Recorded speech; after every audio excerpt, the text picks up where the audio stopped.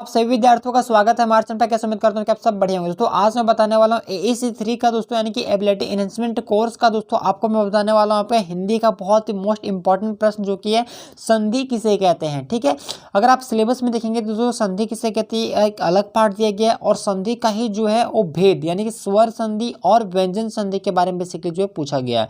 तो सारा कुछ जो आपको इसी वीडियो आप लोग मतलब कि जो है कवर करने वाले। देखिए संधि किसे कहते हैं और संधि के जो है कौन कौन से भेद है उसको जो आपको उदाहरण के सहित जो है वो समझाना है। ठीक है, यानी कि संधि हम किसको बोलेंगे और संधि के कौन कौन से भेद है उसको मतलब कि आपको जो उल्लेख करते हुए यानी कि उसको जो है वो उदाहरण के साथ जो आपको बताना है। ठीक है, तो आइए हम देखते हैं इसका आंसर।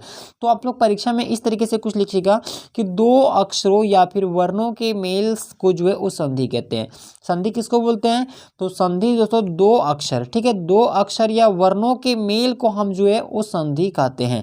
आप लोगों ने बचपन में या फिर कई बार दोस्तों पढ़ा होगा कि संधि विच्छेद करें जो होता है ना जोड़ वाला। ठीक है, जोड़ वाला जैसे कमल हो गया तो का जोड़ मल कमल, इस टाइप में जो आप लोग करते थे उसी को हम संधि विच्छेद बोलते थे। यानी कि विच्छेद करना कहने का मतलब है कि उसे अलग अलग पार्ट में जो है वो बांट देना। ठीक है, तो संधि कहने का मतलब ये तो कि संधि हम बोलेंगे कि इसको इसकी डिफिनेशन बेसिकली अगर पूछा जाए तो आप लोग लिखेंगे दो या दो से मतलब कि दो अक्षरों या फिर वर्णों के जो मेल होता है उसी को हम क्या बोलेंगे? संधि बोलेंगे। ठीक है, इसमें अगर दूसरे शब्द में अगर हम कहें तो दो वर्णों के मेल से जो विकार उत्पन्न होता है उसी को हम संधि कहते हैं। ठीक है, यानी कि अगर हम दूसरे शब्द में अगर कहें दोस्तों कि संधि किसको बोलते हैं तो दो या फिर मतलब कि दो जो वर्ण है, ठीक है, दो शब्द हो गया दो वर्ण हो गया उसके मेल से जो भी शब्द का मतलब कि उत्पन्न हो रहा है यानी कि जो विकार उत्पन्न हो रहा है उसी को हम क्या बोलेंगे? संधि कहते हैं। ठीक है, संधि कहा जाता है।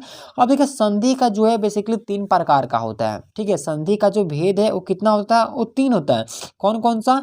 स्वर संधि हो गया, व्यंजन संधि हो गया और विसर्ग संधि हो गया। अगर आप सिलेबस में देखेंगे तो बेसिकली इन दोनों के बारे में जो टॉपिक दिया गया कि स्वर संधि और व्यंजन संधि के बारे में बताएं, तो मैं दोस्तों यहाँ पे जो तीनों संधि के बारे में आप लोगों को मैं बताऊंगा। ठीक है, स्वर संधि, व्यंजन संधि और विसर्ग संधि, ताकि दोस्तों परीक्षा में किसी भी तरह कोई भी प्रश्न पूछे तो आपसे बिल्कुल भी ना छूटे। ठीक है, मैं आपको A to Z जानकारी मतलब कि आपको जो वो दे रहा हूँ। ठीक है, देखिए स्वर संधि की अगर हम बात करें तो दो स्वर, ठीक है, यानी कि दो स्वरों के मेल से उत्पन्न विकार अथवा जो रूप प्रतिरूप को जो है वो स्वर संधि हम कहते हैं। इसके 5 भेद होते हैं। कहने का मतलब यह है दोस्तों कि जो दो स्वर हो गया, ठीक है, यानी कि जो दो स्वर्णों के मेल से जो उत्पन्न विकार होता है उसको हम बोलते हैं स्वर संधि। ठीक है, इसके कितने भेद हैं? इसके 5 भेद हैं, यानी कि स्वर संधि का भी जो है 5 भेद हैं। ठीक है, दीर्घ संधि हो गया पहला, आप देख सकते हैं दीर्घ संधि। दूसरा अगर देखेंगे तो गुण संधि हो गया, उसके बाद वृद्धि संधि, यन संधि, आदि संधि।